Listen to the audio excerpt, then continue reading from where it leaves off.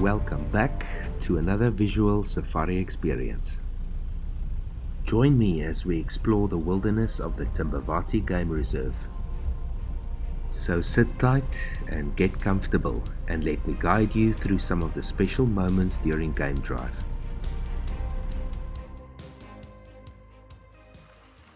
The African buffalo, part of the Big Five and very thirsty.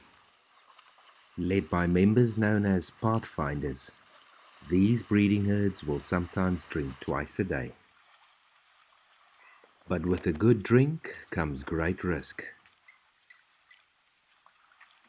Predators will use waterholes as ambush spots, so being vigilant is crucial.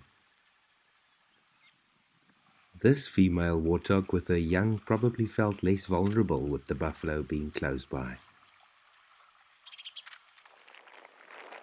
Up to 35 liters at a time, each buffalo will quench their thirst and cool themselves down. This bull had some oxpeckers keeping him company, ridding his coat of ticks and unwanted parasites, and conveniently provide the bovid with an early warning system against approaching danger. Alrighty, just a brief sighting of buffalo drinking water, quenching their thirst. They're extremely water dependent, these guys, so within their larger home range and sometimes extended home range, depending on the amount of resources like water and feeding or grazing, they will move between multiple different water sources. So we were actually lucky to have a small breeding herd visiting Rockfig Pan over here, having a quick little drink. Cheers, guys. So let's have a look at a few other species found on drive with some interesting facts about them. The southern giraffe, typically in loose social structures known as temporary associations. Individuals in groups will fluctuate regularly and no lasting bonds exist between members, except between mothers and calves. After a 15-month pregnancy, the young is weaned after only a year. Because of their height advantage and good eyesight, animals such as zebra will associate themselves with the tall ungulates and form small communities. The horned baboon spider, ground-dwelling and lives underground in silk-lined burrows. They are nocturnal hunters only active by night, but sometimes during the day they are flushed out of their burrows by spider-hunting wasps. The noisy wasp chooses large spiders to paralyze and places it within a sealed underground chamber for his young to feed on upon hatching. The leopard tortoise. This is the most commonly found tortoise in the Lowveld and probably in southern Africa. A serrated, horny, beak-like upper lip is used effectively to feed on grass, flowers, and the young leaves of small plants and succulents. And after the rains, you are more than likely to find a few of these guys crossing the roads.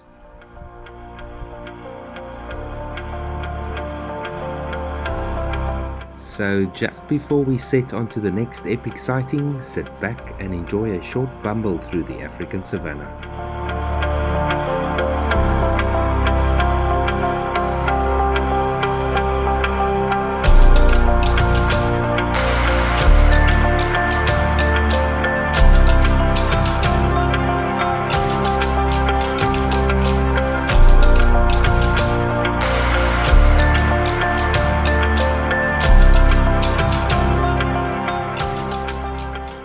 Alrighty, so let's move on to the next, where the River Pride lionesses were located with 3 new cubs. Alrighty guys, so we are approaching the crossing that they have been found. Extremely curious what the visual is like. Hopefully it's a little bit closer than what I think it is. It might be even a distant visual, but nevertheless, let's go have a look down there. Got visual of 3 brand new cubs from probably one of the younger lionesses that has introduced her cubs now recently to the rest of the pride, or the other lionesses. So typically for 6 to 8 weeks, lionesses will hide their cubs or keep them away from other lionesses in a secluded den site somewhere, just to establish a very close bond with her cubs. And the cubs is very small as well, so if they're introduced too early to a pride, the older cubs can literally play those other cubs to death sometimes. So it's important for them to have that first 6 to 8 weeks by themselves before they do introduce them to the rest of the pride. And that's actually what happened here now. These 3 youngsters, that's probably a couple of weeks, maybe 2 to 3 weeks younger than their older siblings that's been introduced, and they're all playing together now. It was funny to watch the cubs play, fumbling around, working on their future survival skills. But it wasn't long before the lioness stood up and led them up the riverbank to go suckle.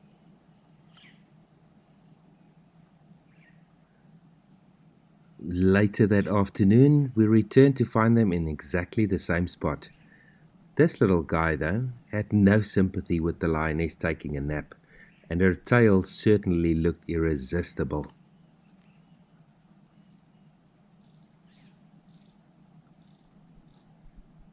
With one cub suckling and the other tail playing, she had more than enough. So both lionesses and their cubs are just lying in the riverbed. See, some of the cubs are actually showing some interest towards baboons calling here in the background. That elephant bull still sort of grazing in the same place. Just wondering if he'll walk down and disturb these lionesses. They'll probably move on towards the middle of the riverbed. If they do, there's some more elephants behind them as well. Late afternoon. It's a nice thunderstorm approaching there to the west in the background. Beautiful setting though.